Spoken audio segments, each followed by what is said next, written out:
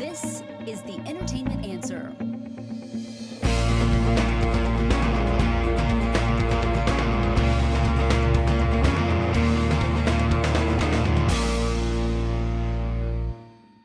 Well, welcome to the Entertainment Answer. It is the kickoff of Big Brother 25, our podcast as we go behind the scenes with expert commentary, character analysis, predictions, everything that has to do with Big Brother. I'm Matt Mungle. That's Brian Kluger. I'm so excited.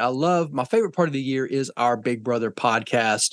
Not only because I love the show, but I love breaking it down with Brian. And we're 2 episodes in. This is week 1, episode 1. So we're going to break down the characters, look at these first 2 episodes, some of the highs and some of the lows. But my friend Brian, we're outside the house again, sadly. One of these days we're going to be inside the house, but from outside, it's still okay, I guess. Yeah, it's still okay. I'm going to keep trying to get into that Big Brother house. And it's interesting when you say that because we both want to be in and we have a lot to talk about who's in there because it would be a similar situation, I think, on some of the things that they're doing this year in the show. But Big Brother is back. I'm excited. And I'm curious, you said this is your favorite time of the year. Is it really? You just saying that? You trying to butter me up? No, it's my favorite. It's my favorite podcast time of the year. I mean, I love all the podcasts I do. I love our TV podcast that Susan and I do. I love it when you and I do the Entertainment Answer normal podcast. I love some of the other things we do, but Big Brother, it's kind of cool to be able to just focus on one show and deep dive. You know, other podcasts, you're trying to fit in everything and talk about a lot of stuff. And a lot of times you have to just kind of be superficial about a show. But with something like this, we can really deep dive into it. And I think that's what I like the most, not having to think about anything else. No, I like it. I'm glad. I'm happy because I love it, too. And I think it was you, I think, that got me into Big Brother. So I thought it was the other way around. Wasn't it the other way around? I thought you were watching Big. Maybe or maybe not. Because I remember because my wife has watched Big Brother forever. And then I started watching it, but then I started watching it. I watched one of the celebrity ones, and I think you were watching the same celebrity one, but I thought you had watched it longer. Maybe not. Maybe no. Not. I haven't watched a lot of it. So, but I know as long as we've been doing it, we've been talking about it, that we've both been watching it. So I'm happy we're doing this. I am too. Well, let's just start with the basics.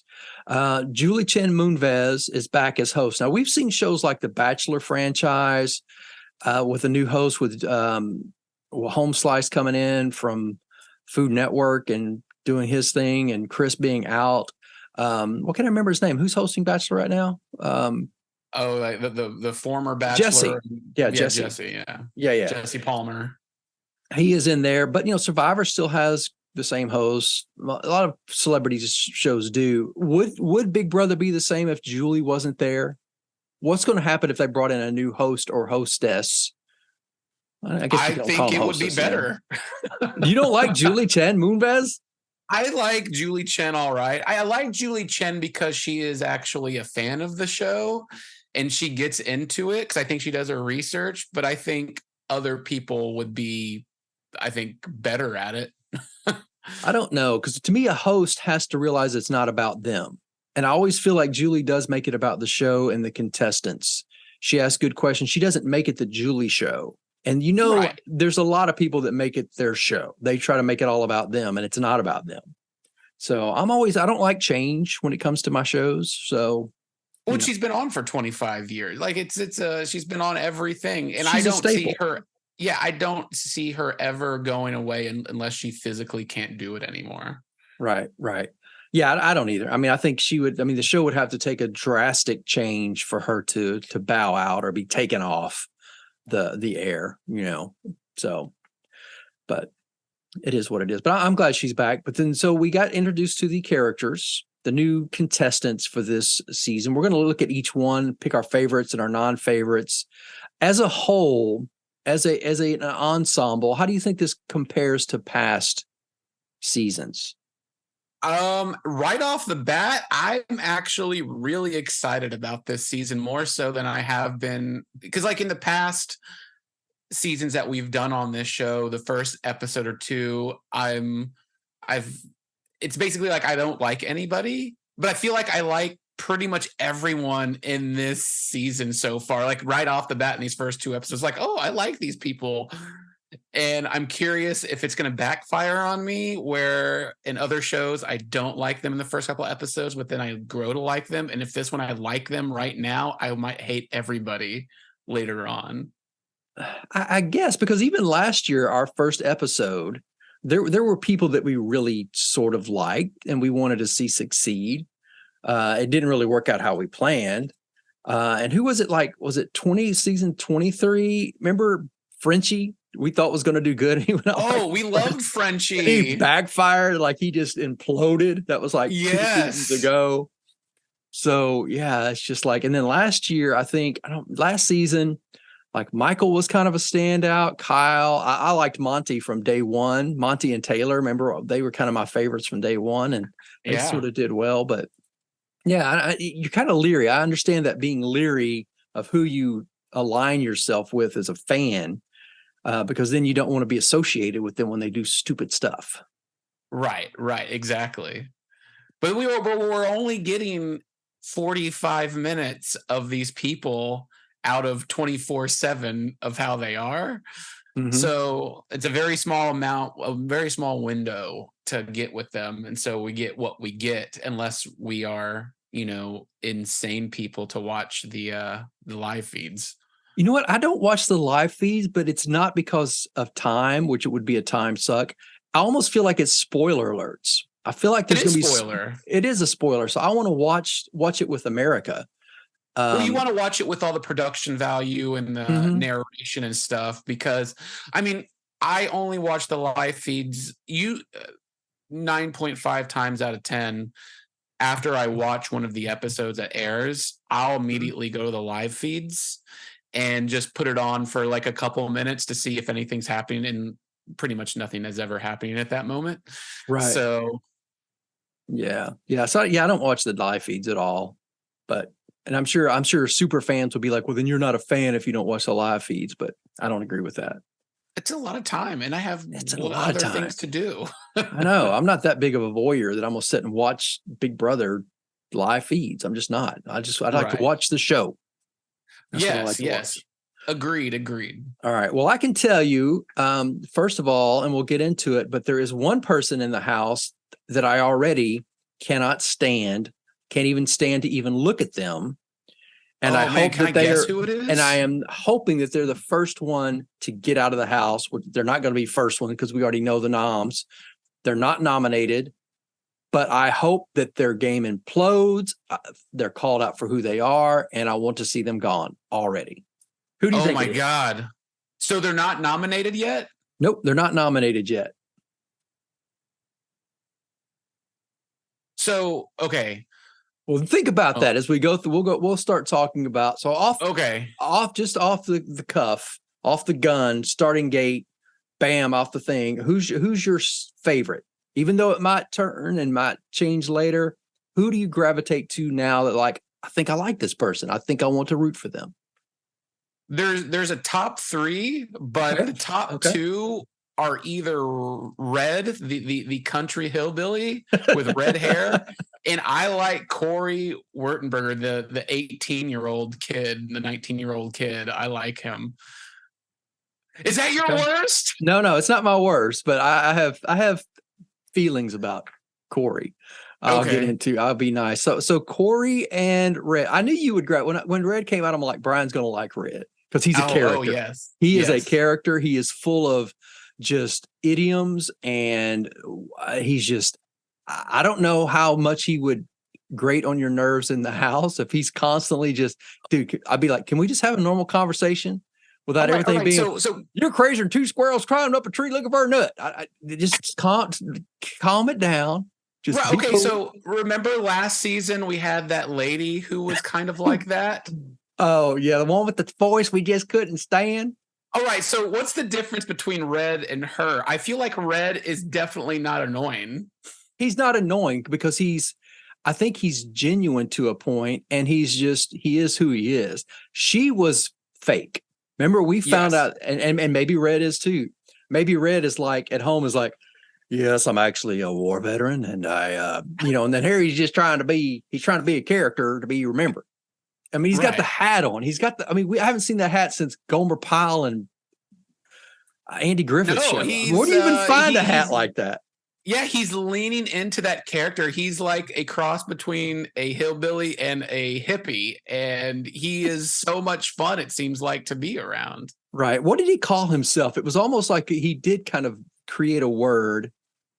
The hillbilly, the hippie hillbilly, the hippie Billy or something, or the hill hippie. I can't remember. Yeah, there was something I thought was very, very funny. So yeah, but as soon as I saw him, I was like, he's going to be one of Brian's faves. I'm really surprised that you gravitated to Corey. At first, like that first like 5 minutes of Corey, I was like, I don't like this, but like especially in the second episode, I really liked him. And interesting. I like Corey so far, and I think he's going to bring some fun stuff to that game. Fun. I hope you're right. Yeah. So I'm curious. What about you? Who are your favorites? Well, first of all, I looked at Corey and I was like, most likely to be accused of date rape and then get off on your daddy's money. That's what I see when I see Corey. He just looks like right there. I mean, he's out there trying to make. It looks like he's out there trying to make America great again. He's doing rallies. I don't know. Maybe I'm wrong. I hope I am wrong. At all. Well, obviously, I like Matt because I followed him some during the Olympics, as he is a deaf Olympian. I kind of like Matt. I don't know if he's going to end up being the goofy. He's not going to be very good at smart challenges, if you know what I mean. I like Red. I like Nicole. I like Nicole a lot, who she said to call her Mimi. So she's one of my favorites. And I think I like Cameron. There's something about Cameron I know he's kind of in the same vein as Red a little bit, but those were kind of the ones I gravitated to at the start. Yeah, Cameron is Red Light. I think I found his daughter more interesting than Cameron, actually, because when they showed like the clip of him and his daughter singing, like she was so cute, and I like seeing him with her. And then you said McCall. I'm curious about McCall. I'm curious. I do not know where to lie on her yet. Yeah, it's kind of like between her and Kirsten, I'm trying to get that Tyler vibe. Or Taylor. Kirsten. I liked Kirsten up until the end of the second episode. Yeah, and I don't really blame her for some of the things that happen. I think she's not playing a smart game right out the box. It'll be interesting to see. But there's really nobody that I just, and Izzy. Let me talk about Izzy for a second. Izzy was my favorite until this second episode, and she just became I don't know if it's just nerves or she's starstruck, but she just, I don't know. She's becoming a little bit annoying to me. So I thought Izzy was annoying at the beginning. I thought I think Izzy she's that, what's her name with the one with the crazy voice we didn't like last year? Let me look. What was her name? But yeah, anyway, I don't know if she's just trying too hard for the camera, if she's nervous. I don't know. Jasmine was the one. Jasmine. Yeah. She's like, who took my cornbread? Who took my cupcakes? Oh man, flashback. So yeah, there's just something about Izzy that I just don't know. I hope she settles into the house because I liked her from a little bit. But those are the ones that they kind of stand out to me. I mean, like I said, I don't have any least favorites. I like Jag. I like Riley a lot. Jared, I liked it. I wanted to like Jared, but I no longer can. He's falling way short on what I want him to see him do. Felicia, Isam. I mean, I don't know. There's just nobody in there I don't like. Felicia is hilarious to me because when she's in the diary room, she's constantly talking how amazing she is, and she can barely walk across the room. That's like, what are we doing here? Like, let's get real. She's like, people are going to think I'm not good at this, but they're going to be surprised. And then I'm just, wait, what? Yeah. Like, wait, what? And I got a little nervous because, and granted, on this show, if you haven't followed our Big Brother podcast, always make sure you're current on the episodes when we listen to the show, because we're going to be giving us spoilers. No, we're not going to hide anything back. We're going to give it away, who's winning, who's losing, challenges, all those updates. So you're going to get a lot of, well, oh, I haven't seen that yet. Then wait till you see it to listen. But I want to say that going in, so we meet the house guests. They immediately go into a challenge. They're separated into 4 groups of 4 to do their challenges, and then whoever loses that section of 4 is automatically put on the block, which again was a big twist. We've never had that before, where you get your 4 noms right out the box. Yeah, it's I like that twist. I think with having on that first day 4 nominations up for eviction on that first episode, I want them to go further. I want them to go deeper. I want them to evict somebody that first night. And I don't know if that's ever happened. And I thought it was going to. I thought they were going to say that whoever loses this is going home tonight. You don't even get a nominate. You don't even get a vote. I was like, man, that's going to stink. Because I could understand if I was a contestant and you go through that and you're hyped and you're excited, and to not even get to spend one night in the house would be devastating. Right, right.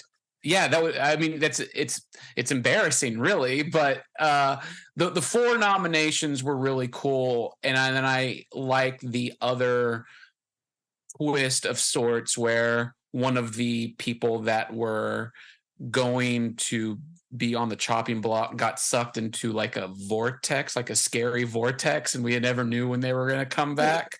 Your good boyfriend Corey. Yes. That sucked. But I wonder if they just go into a room or if they get to go out into like the backstage lot and hang out. See, I wonder that too, because you'd have to be a really good actor. So I don't know if they just suck them into like an empty room and there's like, I don't know. There's like a producer like that like, hey, and like just like snacks. Yeah, just need you to hang out here for a couple of hours. Or if they really like, it'd be freaky to like suck them into a completely black room with no windows and no doors and no sound. But I think somebody would freak out. They would have a little bit of anxiety. And I don't know if they would be ready for that. That would be scary. And you don't know if you're going to be there an hour or 10 minutes or a day. That would be weird. Yeah. So, interesting. Yeah. Now, what concerned me, and I always look for this, and I don't know why I look for this, but it was cringe to me that, like I said, we had 4 events, and the loser of each event of the groups of 4 were automatically nominated. Each group had at least 1 black person, and 3 of the 4 black people ended up in the nominations. So that's wrong. That's wrong. One group didn't have any black people, and that's why there wasn't a 4th black person. That's what I meant. One group had 2 black people, and so I thought about you.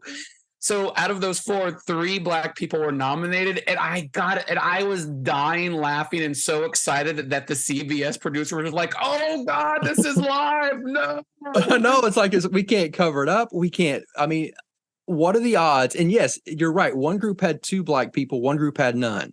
And my fear is that because in the group that had 2 black people, they came in last and second to last. Yes. So can you imagine the producers' angst if they automatically had the only 4 black people in the house be the first 4 nominees to go up? No, I would have been so happy. Because like the last 2 seasons, you had the cookout, you had Taylor winning, and the 2 final people were black people, and now this happens. It's just like because they've made such, and I say this because Big Brother's made such a big effort to curb this race thing, and with that happening, I was like, I almost called you during it because I was dying laughing. I was like, how are they gonna fix this? And then what we see in the second episode at the end of who's actually up there, it's even better.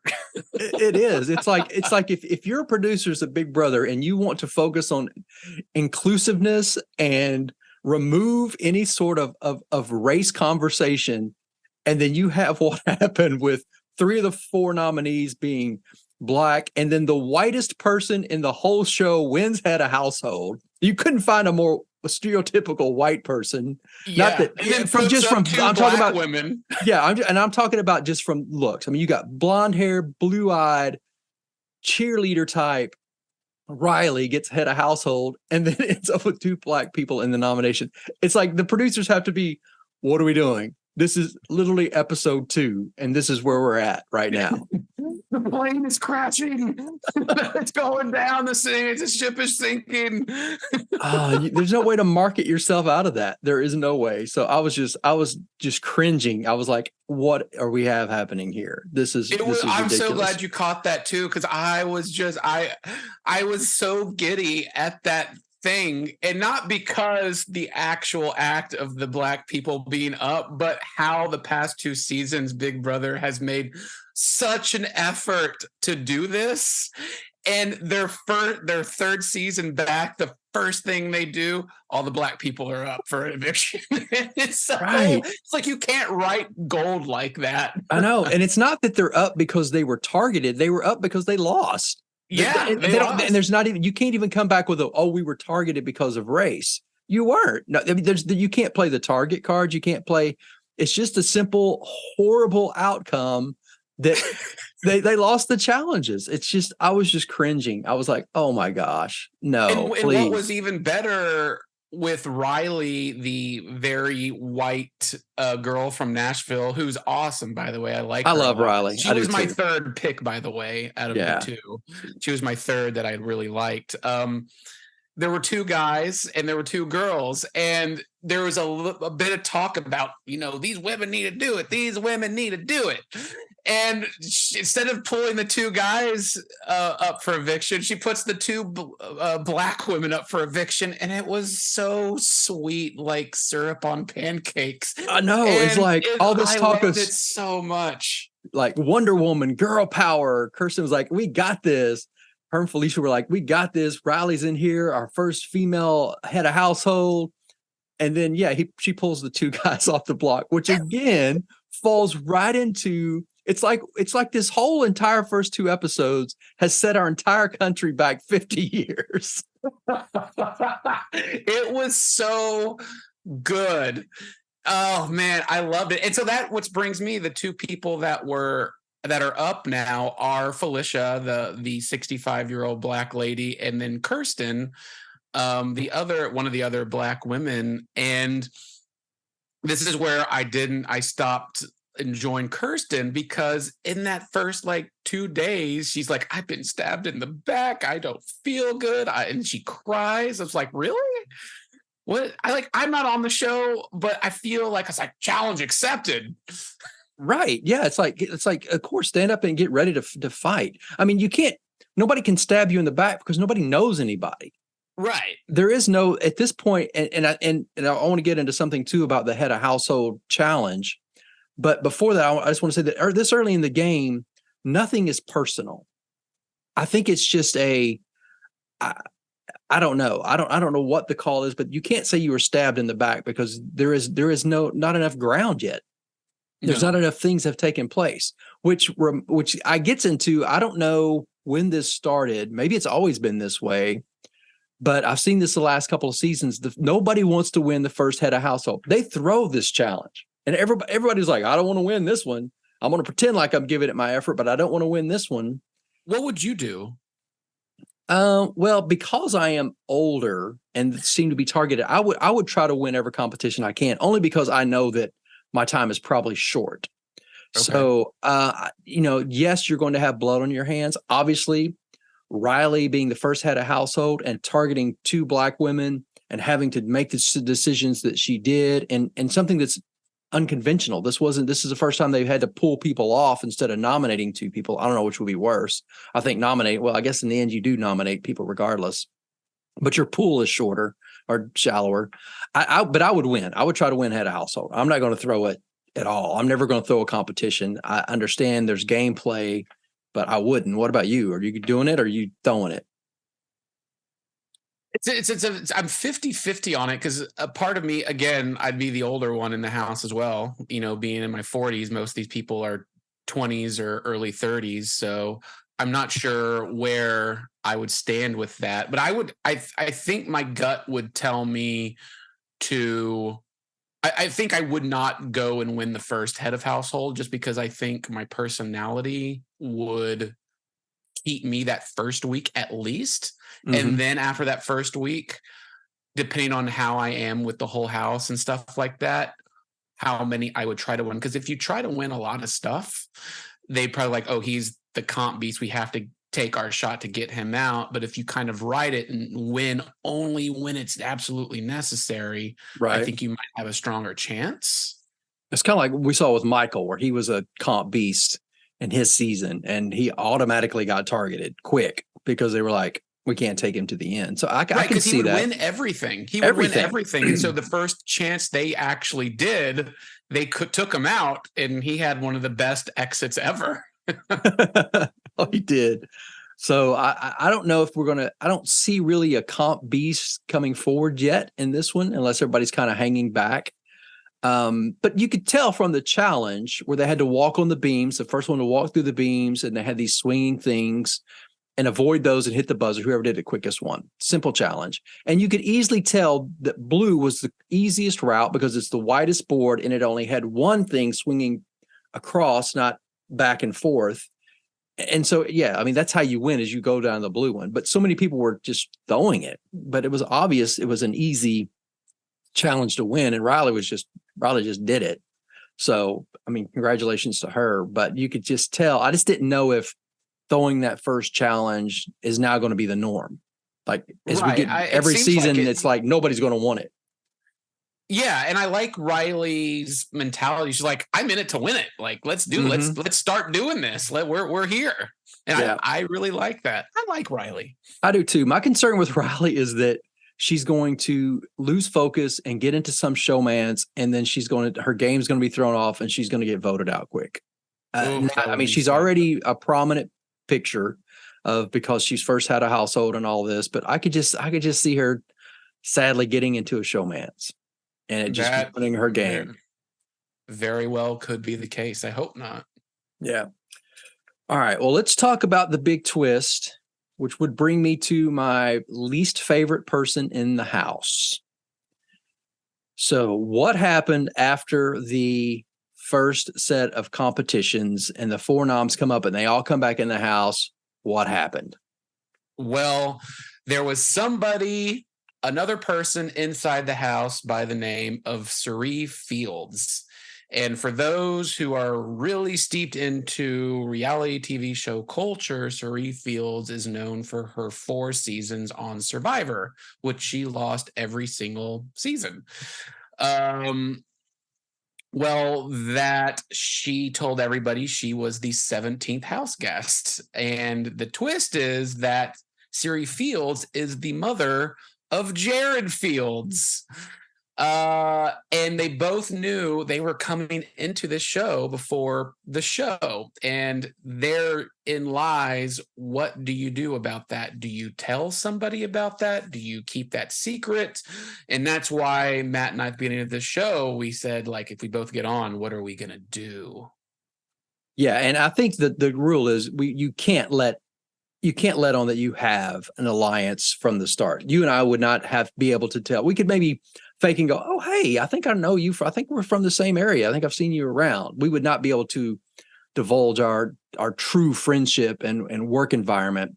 And obviously, Cirie and Jared could not tell anybody, their mother and daughter. That would, mother and son, that would be immediate grounds for termination, in my opinion. So, and do you think, I couldn't tell if Jared knew that was going to happen or not. Was Jared in on it, or was he shocked when he walked in and saw her? No, because in the diary room, he said that they knew each other were going in together. Oh, okay. I must have missed that part. Yeah. Yeah. That in the diary room, he said that. So they played it off. But what's great to me, and I want to talk with you about this. Okay. They're keeping it out everybody's secret, and that they're mother and son. And within the first 2 minutes, even in that first episode, the camera catches it. Izzy being a reality show fan, immediately knew that they were mother and son because she followed Siri on social media, and she posted about her son Jared, and she went over and like said like, hey, I know about you, your mom's, stuff like that. And they were like, oh God, keep it quiet. So the question to you is, Matt, if you were Izzy in that situation, would you keep it secret? Would you want an alliance with those two? Or would you be like, hey, these bitches are mother and son? I would do it how I think Izzy is doing it. She is not doing it because I'm a fan and I'm going to align myself. She's using it almost as blackmail leverage. Like, I would pretend like I have their back and I'm keeping the secret because the last thing you two want to do is piss me off since I have this big secret. So it's not like let's work together. It's like, you better have my back or I'm going to share your secret. So I think Izzy's kind of playing it up like, ooh, I love this. I love you. I'm a fan. But Izzy's keeping that in her back pocket of, I'm going to use this. And I would be the same way. I would use it as long as it was to my advantage. I guess if she immediately blurted it out, nobody would trust her. Yeah, all of a sudden you become you've already turned on somebody. But once the show progresses and Izzy gets into an alliance with other people that she can really trust, at that point she'd be like, hey, by the way, Cherie and Jared are mother and son. They're working together. Obviously, we need to break this up. So I think she's using that knowledge. And for all we know, there might be other people in the house that know it too who have not come forward. So that's what I'm going to ask you. Me just being in the house for 3 days a week, those two, Jared and Siri, look so much alike. Like it would be difficult for me after like spending 2 hours with them and just looking at them and then looking at them, like, wait, I could see the resemblance. And then on top of that, noticing Suri does not have a poker face, it seems like. So when things were happening, like when her son came off the block, she made like a visual reaction. And I would take notice of stuff like that. Would you? I would like to think I would, but at the same time, I mean, the excitement of the game, the newness of the game, not knowing everybody. I'm not observant. That's just me. I am not an observant person. I don't know if I would notice that or not. Extremely observant. See, that would be my downfall. I would be like, I would have no idea what's going on in the house. That would not be. I would not gravitate to that at all. There's too many other distractions. So the question is, why do you not like Siri? Why is that the worst? Because you mentioned that at the beginning of the episode. I did. And not because of Survivor. We watched her on Survivor and I was okay with her on Survivor. Like you said, she never won, but I was like, I'm okay with her. She was on season 1 of a show called The Traitors, which was a film they've done this reality show in other countries, but they did a celebrity version of The Traitors season 1. I don't know if you watched it or not. And she was on there as a celebrity reality person with other. I don't know anything about the show. Dude, you should go find it and watch it. I think it's on Peacock. I think that's where you can watch it. But they get all of these celebrities together, and it's based on the BBC show. And she was on there, and I'm trying to see if other people on there you would know. Like there was a former Bachelor on here. There was other from like Shaws of Sunset, Big Brother, Real Housewives. All of these celebrities are on there. Cherie ended up winning the whole thing. But what she did to win, and I know these are all game shows. I know there's a lot of backstabbing, but there were celebrities and then there were non-celebrities. And then you get to the end, and she got to the end as the only celebrity with these other 2 non-celebrities who really, really, and you could get to the end and you could either split the money or you can betray everybody and take all the money for yourself, which is what she did. And there was another celebrity there from The Bachelor who his conscience would not let him, because everybody was so excited. They made it to the finale. They were going to split this pot. One was like a single mom. And and the Bachelor guy was like, you know what? I'm going to back out. I'm going to admit that I'm a traitor. I'm going to leave the competition, because he literally, you could tell by his face, because of karma and everything else, he did not want to do this. He did not want to do this to these other people. And Cherie was like, just smiling the whole time. We're going to the end. We're going to share this money. And in the last second, she was like, by the way, I'm a traitor. You guys lose. And she took all the money, and the devastation on these non-celebrity faces were like, are you kidding me? It was like the most of all reality. And like I said, another all reality show, their competition, you're going to have a winner, but how she did it and the way she was able to do it with seemed like zero remorse, zero concern. From that point forward, I was like, man, I would not trust this lady for nothing. She seemed to me to be the most, and you should go back and watch season 1 of The Traitors, only because it's a really cool show. It's a really cool concept and a really great show. But that's why when they showed her on here, I was like, everybody needs to watch their back. They need to hide the cutlery, make sure there's nothing sharp laying around, or you're all going to die in your sleep. This woman will do anything she can to win. And that's why I want her out quick. So Izzy, I almost guarantee you now, you saying this, she knows about that. If she's as big a fan as Cherie, or Siri, I can't ever really say it. I don't know, because even you knew who she was, but had not heard of The Traitors. The Traitors was not really big in the States. It was on Peacock. It's been a BBC show. They've done an Australian version, a European version. This was the first American version, even though it was set in Europe, with Americanized celebrities and non-celebrities. So I don't know if Izzy's seen that or not.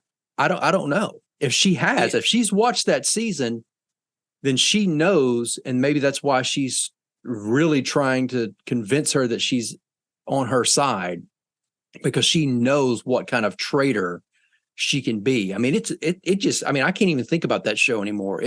I was so angry at the end of that show because of how she acted, dude. It was horrible. It was the worst case of selfish ambition and the lack of humanity I've ever seen. And yes, I know it's a game show. I know that. But there are certain game shows where your personality comes out and you think about humanity and the people around you. And that's why the guy from The Bachelor, I can't remember his name, but he was like, you know what, I'm not going to do this. And he left with nothing. He could have stayed in there and fought too, and maybe went away with the whole pot. But he was like, I'm not going to do this. I'm just not. Yeah. Yeah. She didn't. That does kind of suck. So I say all that to say that was a long reason of why, and I feel like Jared is probably the same way. If they're as close as she says they are as mother and son, I got a feeling he's got that same streak in him. And I don't trust either one of them. I really don't. All right. Let's say you have a $25,000 stack of cash and you have to bet. What are you betting that $25,000 cash on when it comes to Jared and Siri? Is somebody else going to figure it out and out them, or is Izzy going to out them if she's put up on the block and she goes home? She is going to out them soon. It probably won't be in the first couple of weeks. If everything is what we think and nobody else knows, if nobody else knows but Izzy, she will out them in the next couple of weeks. I have a feeling, I'm not sure who else on here seems like they would be a reality fan enough to know that, to even know. I mean, even Felicia knew who she was from Survivor, but Survivor's been on forever. Everybody knows Survivor contestants, especially if you've been on there 4 times. Nobody knows who the traitors, the show. Nobody knows. Right. But so, I mean, they'll see her on there and I think they'll perceive her as a threat, but I think people not knowing that her son is there too. I think that's the big thing. I think that is the big thing. Secret. And I think it will come out sooner than later. I don't see either one of them, Cherie or Jared, making it far. I don't see either one of them making it far. Yeah, I can't imagine because of how Jared has been, at least in those first 3 or 4 days. And Cherie, I think she's coming in. Basically, I don't think she's on Big Brother to win herself. I think she's there to see her son win and to try to get that to happen. I could see that. I could see her being there to only elevate his game and to try to give him pointers, because she's already been coaching him. She's like, hey, don't give this away. Make sure you don't say this.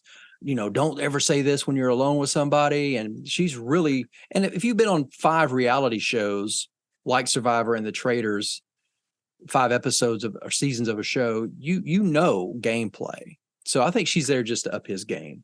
Right. And then if he goes home before her, she's probably going to be in it to win it. But I think if he goes home, people will really know.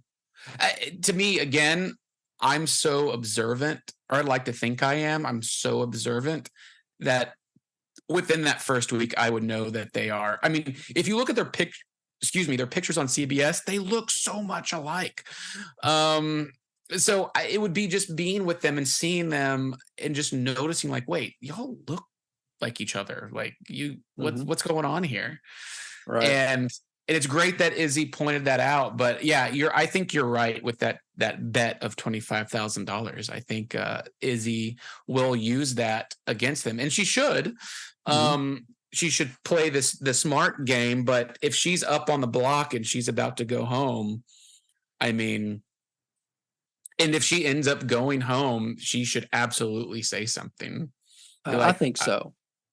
Yeah. If she keeps that, that's poor gameplay. It is. I'm going to try something. Close your eyes for a second. Close your eyes.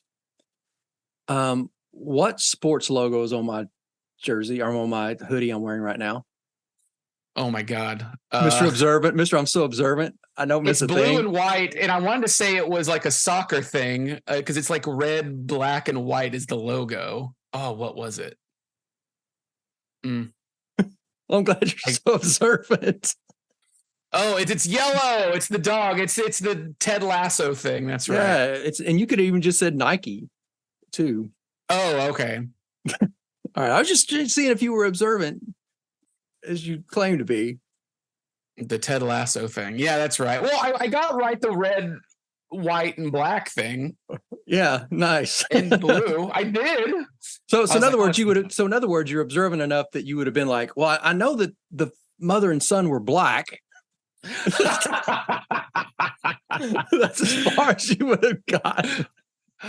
Good, touche. All right. So now we end up with the end of episode 2. We're going to go into the veto challenge, which, I mean, if anybody wins veto, that's not, let's say I don't have much hope in Felicia winning veto unless it's some kind of trivia challenge. Maybe Kirsten could easily win veto. I think she's strong and smart.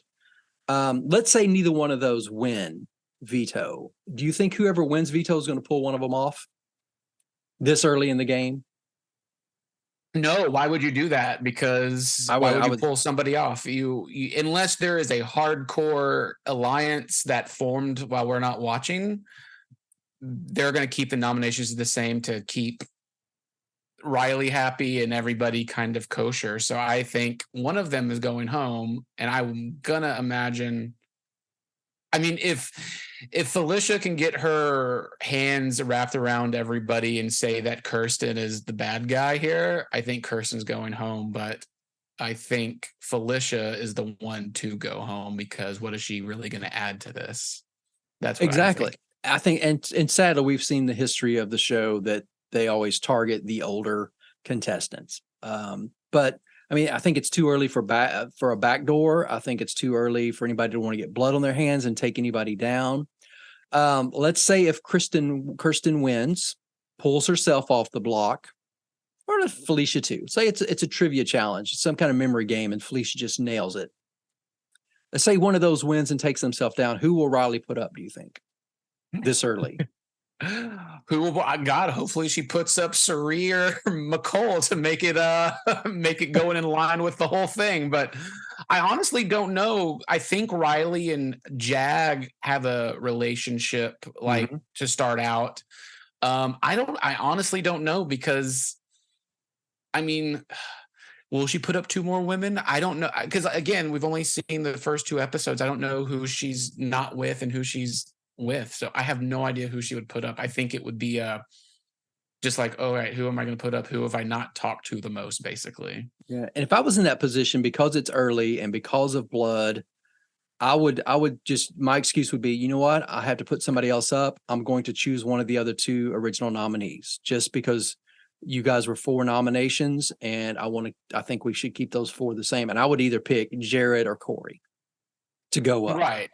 That's what I would do. But I don't And know. I'm almost really excited to see if Corey goes up just because his background is like he's like he won awards for debate and talking and stuff like that. So I'm really curious on his manipulation and his words, because in that second episode, he was really funny in the diary room and had a lot of fun things to say. So I'm curious if he can manipulate the conversation away, if that would work. He says that is his strength, as to how he can convince things and talk his way out of any situation, and as a debater and as an award-winning debater. So we will see what she would have to do. But I have a feeling, my prediction is, as we round out this episode, my prediction is the noms will stay the same and Felicia sadly will go. What's yours? I think so too, because I don't see her winning a comp, at least in the first several weeks. And I think she will go because I think it will come out that, because it's what it seems like is that Kirsten's doing her own thing. Like she's being friendly. She's trying to get in stuff, but it's Felicia that's doing these rumors and talking to people about getting Kirsten out to save her own ass. So I think that might backfire on her. Yeah. No, I agree. So, all right. Well, I think that's what we're going to see. Again, Wednesday night's the veto challenge, and then Thursday, the live eviction. And so we'll have to find out. But again, subscribe, tune in every week, as Brian and I are going to go deeper and deeper into this Big Brother season. It's already starting out with some very cool situations, some very cool nominees, and how things are twisting with the different rooms and stuff falling from the ceiling with, I don't know, just the different tones that they've taken. So I'm excited about this season. What are your thoughts on the season as we get out of this episode? What are your anticipations? My anticipation is that they're going to have some more twists. I hope there's some big blow-ups. I hope there's some great competitions where it comes down to the wire. I hope there's lots of laughs. What about you? Same. That's what I want. I just want a good show. I want drama, but I don't want cringe drama. And I don't want the most hated person to go far, because I don't like to watch that. I'm all about karma, and I'm all about, I don't know. There's just something about me. Maybe it's my hatred for any kind of animosity, but I just want everybody to get along and get to the end, and there'd be good alliances, a lot of laughs, a lot of good challenges, like you said, and that's how we go out. So, but Agreed. we're off to a good start, and I'm excited to see what happens next week. So again, subscribe to All We Do. If you want to follow Brian, check out boomstickcomics.com and High Def Digest. Of course, everything we do, theentertainmentanswer.com, and we're going to be back with more Big Brother stuff for you next week.